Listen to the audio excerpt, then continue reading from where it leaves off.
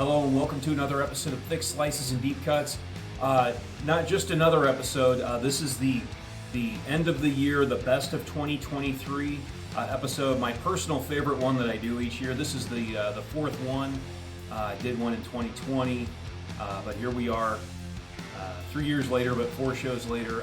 Basically, the way we do this is I just start with my number 10 album of the year, work down to number 1, and I show a bunch of honorable mentions and a few other things, and just kind of the state of music as I saw it for the calendar year. Another solid year. I've done this, like I said, this is the 4th time I've done this. Another solid year of music coming out. I tried to be as honest with myself as I could, and therefore some bands that I really enjoyed did not crack the top 10, but we'll get to them after the ranking. But I just had to kind of go with my gut, and somebody said something like the music that really scratches that itch, and I kind of figured that's kind of a mentality I took on when I did this. We'll just get right into it because there's a lot to cover here, and some things I'm not going to rank. If it's like an EP or re-recordings of classic songs, live albums, things like that, I'm not going to rank those. Like a greatest hits compilation of material we hadn't heard until this year. Things like that I'll save for the end. But so we'll just go ahead and keep it moving here, and we'll start. We'll just start with the number 10, work down to number 1, and cover the rest. Okay, coming in at number 10. Could have been a little bit higher. Took a while to grow on me. This came out at the beginning of the year, back in January, and I saw them in December of 2022 live. Really awesome band, and we've got Katatonia with Sky Void of Stars. Another classic Katatonia album in that they have found their sound. I'm not sure. Those early albums were great, and they had some of their sound right there, and some of that kind of like moody gothic thing. And Viva Emptiness was great, but I think with the Great Cold Distance to the present, they've really honed in on their sound. This one maybe not quite as digital as the previous album, but it's got good stuff. Austerity to start it off, and Colossal Shade. Those 2 tracks to open are probably my favorites, and then after that it's still good, but it seems to be that my favorite 2 tracks are right at the beginning of the album. But excellent artwork there. Jonas Renska and Anders Nystrom, and they've had a drummer for a while now. They've had a second guitar player for a while, but it's pretty much Jonas and Anders have been driving the ship since day one. They've really found their sound. They're very consistent. They don't always give you an album that blows you away, but they always give you some. You're going to get something on every single release that you really enjoy. So. Coming in at number 10 here for 2023, I'm going with Sky Void of Stars by Katatonia. All right, my number 9 just was released. I'm filming this on Friday the 15th, December 15th. It actually was released today, so I don't know if I'll get it early next week or when, but I'll put a picture up, and it is Dusk, Dissolve into Ash. So Dusk is a band I've wanted to talk about on the show, but they don't really have a lot of material to show. They don't really have enough to rank, and I don't know how to fit them into one of those like 3-pack episodes. But Dusk with Dissolve into Ash, this is their first real full-length album. They had this classic EP that came out in '94. It was about 26 minutes long, and then they had the other EP in '95 that was like over 30 minutes, but still kind of short for a full length. Especially when you're kind of a doomier band, 30 minutes is nothing. So they basically had about an hour's worth of material from back in '94, '95, which I kind of look at as one album. And then they really either disbanded or didn't really do anything. They did like this EP or a split with a different vocalist. And then they just went away for a long, long time. Then in 2018, they come out with an EP called Withdraw that's pretty good, and it still holds on to that classic doomy death metal sound that they had from back in the day. So I love that they're holding on to that. They may use a click track, I don't know, but they keep kind of that raw edge to them. They have a female vocalist at times that does the gothic thing. You can tell they're not using auto-tune on her, so they keep it kind of raw. No auto-tune, keep it kind of loose. And it's because they're heavily influenced by this old Australian band called Disembowelment, who I've got their one album. It's great. But they only did that one album, and it was very slow and doomy. And their EP was called Dusk. So I'm almost positive that this band out of Green Bay, Wisconsin, mind you, took their name from that Disembowelment EP, and have kind of taken that Disembowelment style and moved it forward. They're certainly not as slow motion death doom as that, but they are definitely sort of in that vein where it's definitely doomy. It's not the slowest doom or anything like that. They can pick up the pace when they need to, but you're taking 6-string guitars, but you're down tuning them. You're keeping everything pretty raw, and for whatever reason, that album just kind of scratches that itch. It just appeals to me, and it's their first real full-length ever, really. It's like a 48-minute album, and they re-record a song called An Aerial View, which was part of this like split that they did back in the day with the different vocalists. But now they've got their original vocalist. 3/4 of that classic lineup is on this. Different drummer who sounds great. So my number 9 is just, for me personally, I'm a huge fan of Dusk and that sound that they bring. So for number 9, I'm going with Dusk, Dissolve into Ash. Okay. The rest of these I have physical copies of. All right, moving on. Number 8, a band I've just been a fan of for a long time now. Fenn, Monuments to Absence. When I bought this CD, I enjoyed the tracks that came out before it was released so much that I bought the shirt in advance. So when I got the CD, I got the shirt and the CD. Pretty cool. But just classic. Again, they're black metal, but they're more than black metal. They're like, Alsace and Slave. They're just, and I hate to use the progressive term, but they've got more things going on. Lots of atmosphere. I think that's even more so than any sort of tricky time signatures or interesting melodies, which they do have, in their own sort of sound. But more than that, they create this atmosphere, and that's what I like the most out of these guys. Speaking of the last band I picked, Dusk, at number 9, they keep it raw. These guys keep it way raw. Again, no click tracks. When that drummer starts blasting away, the tempo, the BPMs, the beats per minute can kind of move around or get even faster. They have that cool ability to almost come off the rails, like old school death metal or old school extreme music. Hard to know what the best song is on here. The title track, the opening track, Scouring Ignorance, is great. Thrall, I guess, would be my pick for the best track. Wracked, Wracked, is great. But just classic Fenn. They just never disappoint. They're consistently putting out good material. This is probably more, I don't know if sophisticated is the right word with them, but they're getting better and better. My favorite albums are ones from a few albums past, but that's probably more so because that's when I kind of got into the band. But again, they don't put out anything bad. They've been around for over 15 years now. I think they had an EP in 2007. So yeah, 16, 17 years they've been around. Still going strong, get no love. They're on Prophecy Productions now. Hopefully they'll get some more recognition, but just an excellent band. I don't listen to a ton of black metal, but I listen to these guys for sure, and I think it's mainly because they've got good riffs, cool songs, but they got that atmosphere going on. So there you go. Coming in at number 8, Monuments to Absence by Fenn. Okay, number 7. Awesome side project. So last year my favorite album was the one that Elder did. Well, the guitar players from Elder have this project called, I guess it's pronounced Weite, Weite. So even though they're from America, a lot of the band is now over in Berlin, Germany. And so the 2 guitarists from Elder have formed with a rhythm section that's already located in Germany, and they just come out with this cool, spacey, chilled out 70s sounding instrumental album. It's only 4 songs, about 38 minutes, but it's just really cool, and it just captures that vibe. And if you like Elder, you'll like it. It's not quite Elder in that it's not quite super structured with proper songs. They kind of just find a cool idea and they just roll with it for a while. The songs are more like phases than like riff to riff, part to part.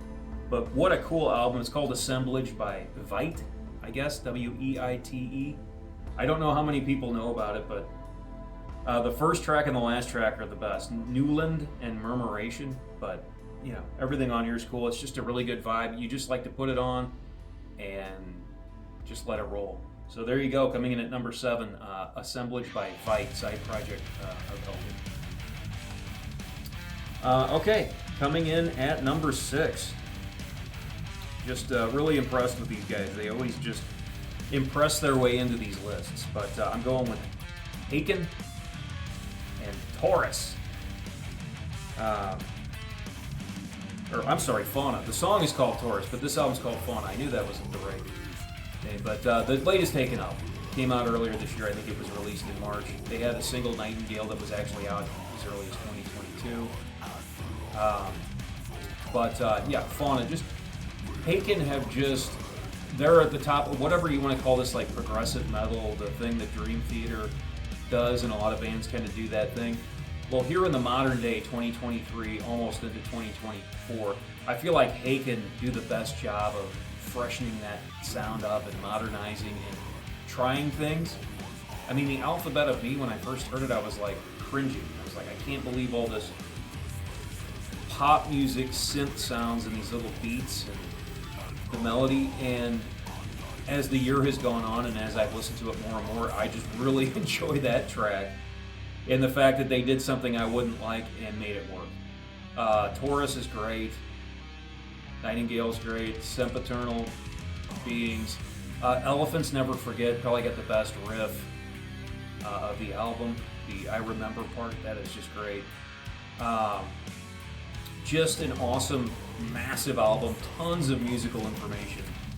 You know, I throw around that progressive term all the time, but really, who cares about progressive? If you're creative in the modern day and you're playing rock-based music, it's going to come out with all that creativity. But these guys really do push the envelope when it comes to the technicality, for sure. So there you go. Number 6 is Haken with Fauna. All right. Number 5. I told you I don't listen to a lot of black metal, but here we go again with the list. And Heimdall by Enslaved.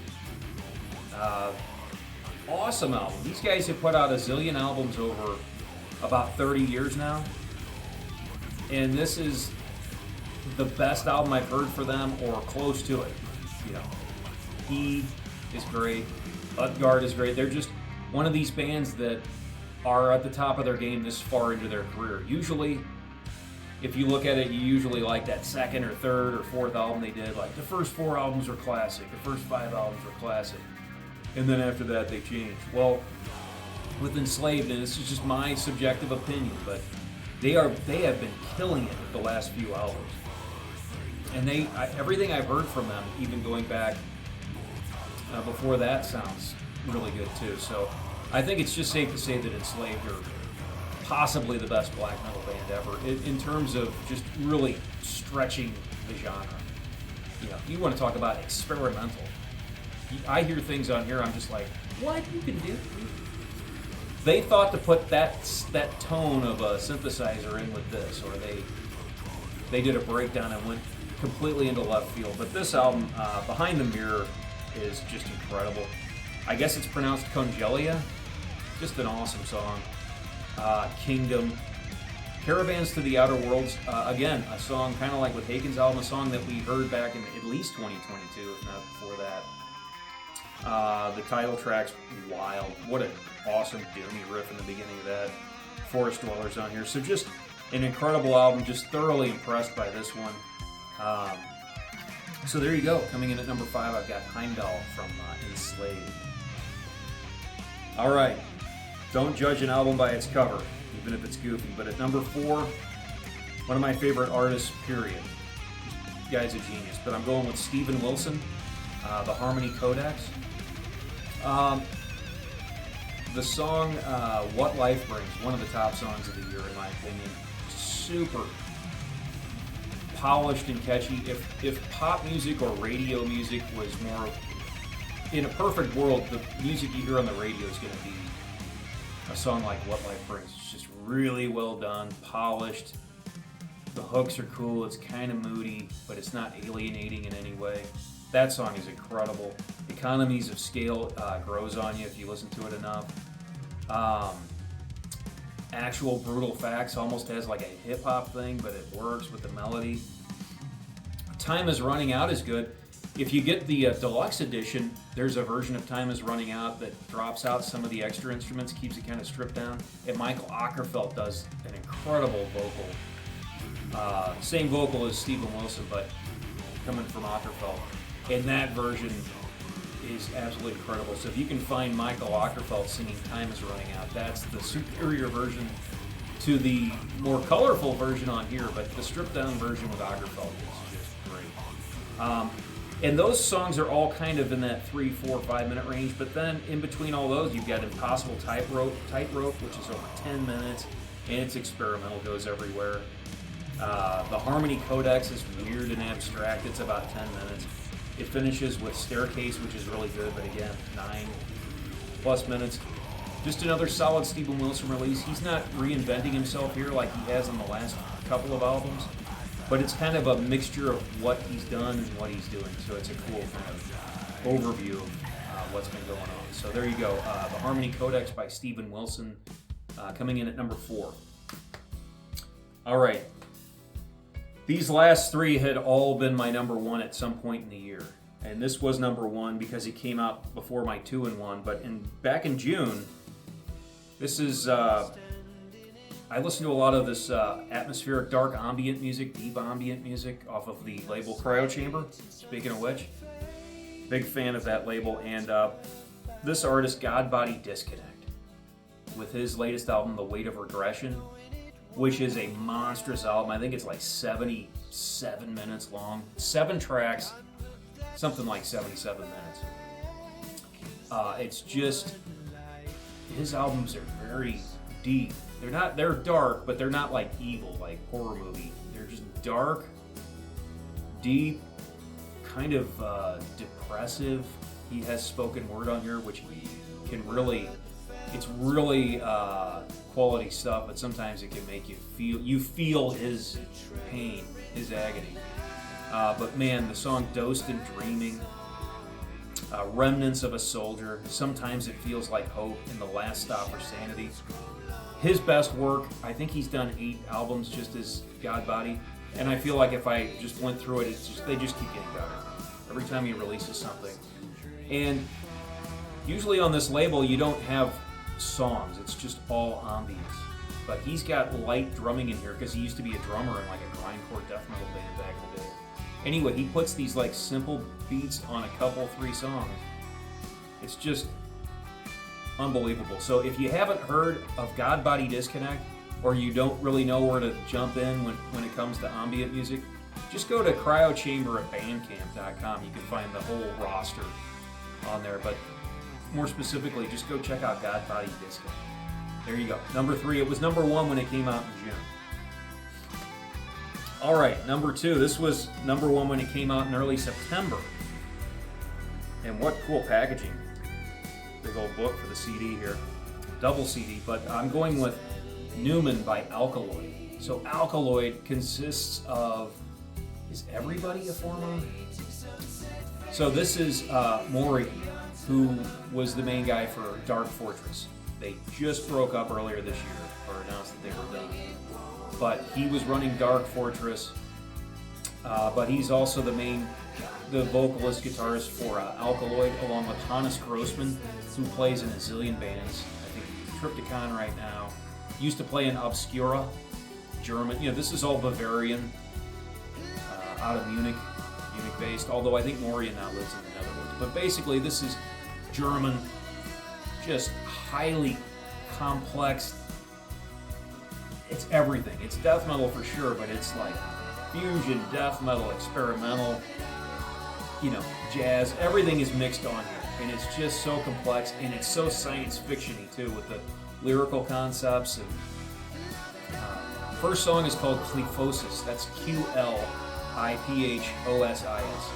The Cambrian Explosion, the fungi from Yugoth. I think these are stories based around H.P. Lovecraft and some other science fiction. Alpha R to end it. Just cool flavors all over this album. Very German, very dark, intense, but just mind-boggling.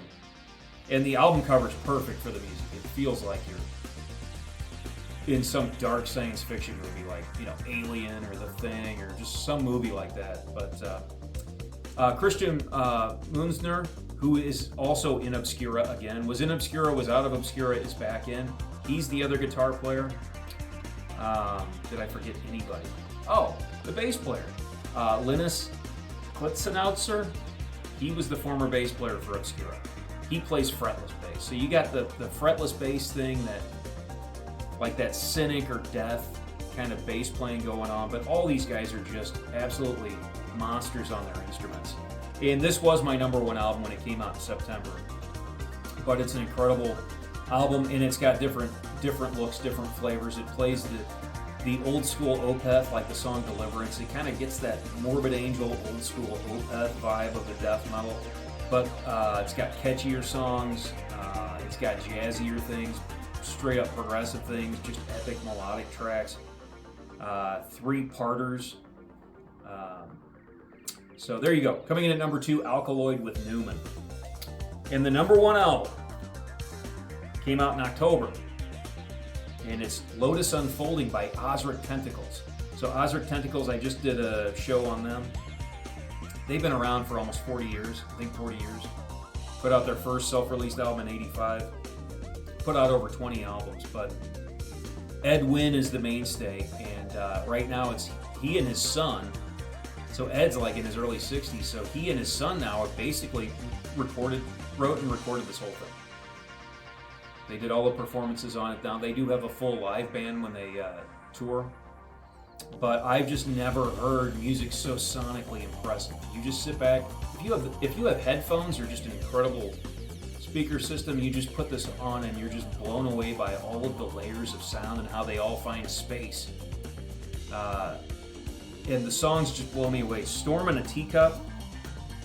Usually when songs are like 13 minutes long, there's slow parts. This is just musical information, high energy for 13 minutes.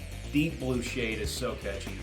The title track, Crumple Penny, is another like off the wall, just ridiculous. Green Incantation is just incredible. So this is my number 1 album of the year. What an album cover. What a cool band that nobody else sounds like. Much like my top picks here. Just these bands that carve their own way musically. It's hard to compare anybody else to them or to just lump them into some genre, which I know we all love to do. I'm glad to get away from lumping people into any genre. And I think Ozric Tentacles, I guess you call them space rock, but they're obviously so much more than that. I don't really know anybody that quite sounds like them. But so there you go. My number 1 pick for 2023 is Lotus Unfolding. So real quick, to go over the top 10 again, at number 10 I've got Catatonia with Sky Void of Stars. At number 9 I've got that album that just was released here at the very end of the year with Dusk, Dissolve into Ash. Then you've got Fen with Monuments to Absence. Vite with Assemblage, and Haken with Fauna, Enslaved with Heimdall's coming in at number 5, Stephen Wilson with the Harmony Codex at number 4, Godbody Disconnect with the Weight of Regression coming in at number 3, Alkaloid with Newman coming in at number 2, and Ozric Tentacles with Lotus Unfolding coming in at number 1. The ones that sort of narrowly missed here, this was my 11. It's the new one from Riverside that came out at the beginning of the year. ID Entity. It's good. It's quality Riverside. If you've never heard them before, you could start here. It's got great production and it sounds like Riverside. They don't really rock the boat. I thought it was going to be my number 10, and then I heard the advance of Dusk, Dissolve into Ash, and was just like, that's scratching the itch. So I put that in the top 10, and this one just narrowly missed, but it's pretty good. Friend or Foe is got a very, it's a cool song. It starts out straight out of the 80s, straight out of some John Hughes movie, but it's good. The Place Where I Belong is pretty interesting. It's cool. It's not my favorite Riverside album, but that's just my personal taste of stuff because I got into the band probably 15 years ago, maybe even further back than that. But it's a good album. So there you go. That was the best of the honorable mentions. I spoke about God Body Disconnect. He's got a project on Crowd Chamber with the guy from City's Last Broadcast. And it's called Underwater Sleep Orchestra, and this one's called Insomnolence. And it's got this song called Into the Woods. It's got this creepy voice. You don't know what they're saying, but it's very... this one is pretty nightmarish. And the thing that's cool is God Body Disconnect, for whatever reason, because they want that creepy analog, they want that analog sound. He apparently, based on what I've read, he mixes everything down on VHS tape, because it's that analog tape that's about this thick. So he's using VHS to mix down the analog. It's interesting, and this is their second release in 2 years, and I'm a big fan of this. It's very creepy. This would have probably been my other one that was close. A lot of ambient releases were very close to cracking the top 10. Like Kios with Nevin. And this is it's a soundtrack to a movie about, I guess, a robot that starts to develop emotions and feelings and things like that. But it's got, I can't say I enjoy the whole thing or get into everything, but man, every once in a while you're just sitting there and something just comes out and just pulls you in musically. So this is very cool. More ambient stuff. A little bit more musical because it's a soundtrack. Well, let's just keep doing the ambient artists here. Duga One with Abyss. It's just really good, like cinematic. The sound wall that they create. It's just very cool on this. Kind of a creepy story. You go down into the hole to see what's going on. And I love this dark, mysterious stuff where you don't really know what happened. This album has that vibe on it. So this was another good one. This one I listened to a ton. I'm kind of surprised it didn't just make the top 10 based on how much I listened to it. But Beyond the Event Horizon by Alpha Zone and Ronnie Darko. Really good stuff. Definitely check this out. This probably should have been a top 10 based on how much I listened to it going to bed. It's a good one. It's not really dark. It's more just spacey. You just feel like you're deep in space. It's just good sonic textures. But that's good. Big fan of Alpha Zone. And by the way, he releases some stuff just on his Bandcamp page, just digital only releases. And he released a couple of like 20, 25 minute things this year, which are both really cool too. So Alpha Zone, I'm a huge fan. Glass Hammer, if you like Yes from the 70s, or if you like Yes in general, but you don't like what they've been doing lately, you can listen to Glass Hammer. They kind of pick up where they left off, getting a little heavier over the years. This one doesn't really do a ton for me, but I buy all of their releases, and Steve autographed that one. It's still fine. It's still cool. If you like just progressive rock, if you like your music to sound like Yes, you're gonna dig Glass Hammer. It's cool. I like it. Or I like Glass Hammer. This album's okay, but I dig their style. When I'm in the mood for Yes, I usually listen to one of their albums from the last handful of years. Oh, here's another band I saw with Catatonia last year in December. Soen with Memorial. It's not one of my favorite albums from them. Again, there's nothing on here that's bad. It's not scratching that itch. Nothing's super catchy to me. I think Tragedian's pretty good. It's got good stuff. The production's great. They're going for more of a straight-ahead, streamlined, hard rock, metal type thing, which is great. I'm looking for more atmosphere and something where it's like, surprise me. And these songs are pretty much just, here's a 4-minute song that's hard and heavy, gets to the chorus, that kind of approach. But there you go, Soen with Memorial. And then, I can't believe I gotta bring this one up, but here you go, Metallica, 72 Seasons. I don't know what to say. I've only listened to it maybe once all the way through, and less than a handful of times overall. All the songs sound the same. They're all coming from the same place. It's no frills. If you like that, it's kind of cool. It's kind of cool for about 10 minutes. and then you're like, okay, I think I get what they're doing here. You're not going to hear any atmosphere. You're not going to hear any different guitar sounds. They got their guitar rhythm dialed in. They got the drum sound dialed in. And James is going to do the vocals.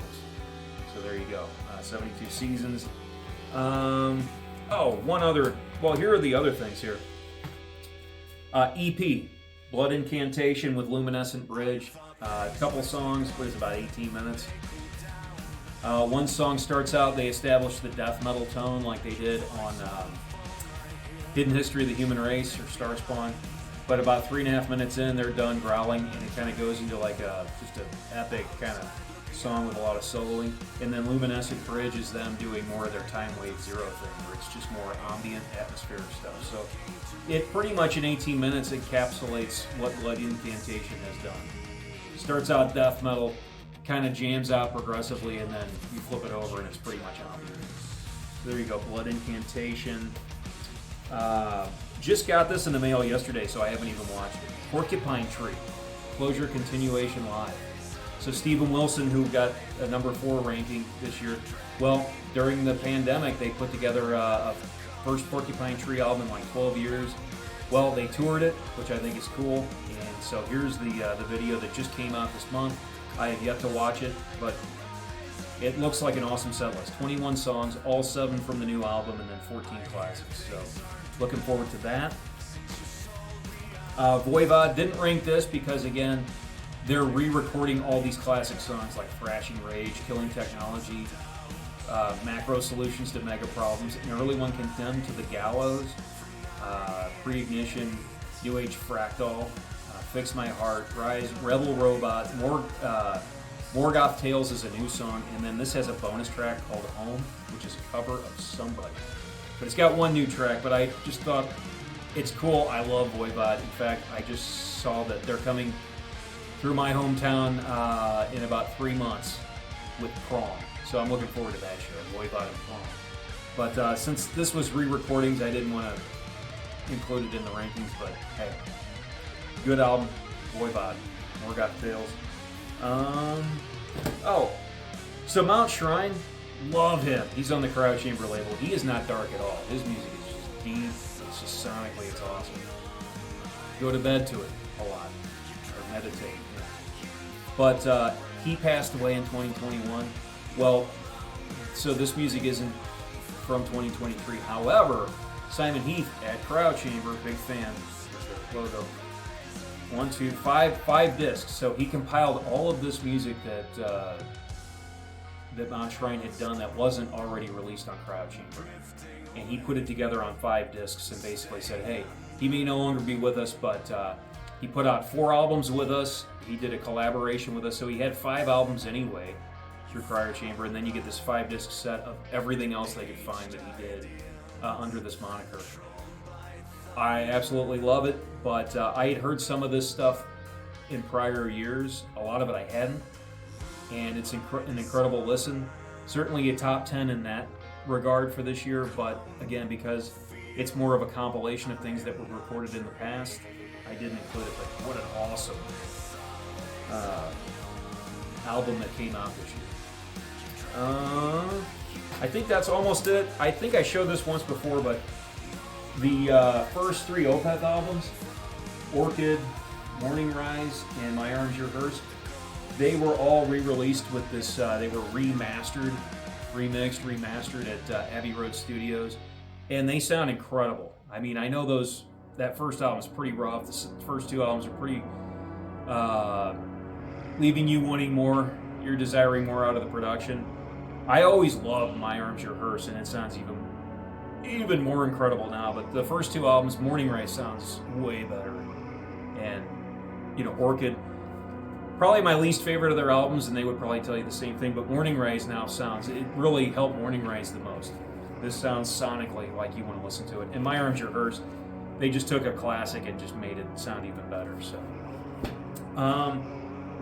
other releases real quick, just bands I probably haven't even heard these, but I've had an affinity for these groups. Obituary, Atrocity, Periphery, Gent, Overkill, Thrash, The Ocean, saw them open for Catatonia and so on. Thulcandra, Cataclysm, Incantation, the old band Filter, Tesseract, more gentle stuff, Cannibal Corpse, Prong, Suffocation, Sadist, progressive metal band called Ice Age, Baroness, Earthside, and then some more ambient stuff, Alpha Zone, Dead Melodies, and Atrium Carcieri. And last but not least, I only went to 4 concerts this year, but they were all good. Back in March, my girlfriend and I went and saw Alter Bridge. Loved that. I think I loved it because she loved it and we went together, so that was great. Elder, went up to Davenport, Iowa. Actually crossed the bridge right there, right on the Mississippi River in Rock Island, Illinois, across from Davenport. I saw Elder play for like 200 people outside in a parking lot of a beer, where they create their own beers. I forget what the name of it is, but the brewery, basically. And now they're opening for Tool. Incredible to see them from 10 feet away in front of almost, it was a nice crowd, but it was a small crowd, to now opening for Tool. The Dream Sonic Tour, went out to Denver, Colorado to see Dream Theater, but I saw Devin Townsend for the first time. What a treat. And I saw Animals as Leaders open. That was great too. And then more recently, the Mastodon Gojira tour came down as well. So I think that covers it. My 4th annual best of, but just another solid year. That was tough to get my favorite releases into the top 10 because I had a lot of honorable mentions, a few other things, lots of other releases I didn't even have time to get into, a few concerts as well. But so there you go. That will do it for the best of 2023. Thank you for watching, and I will see you next time.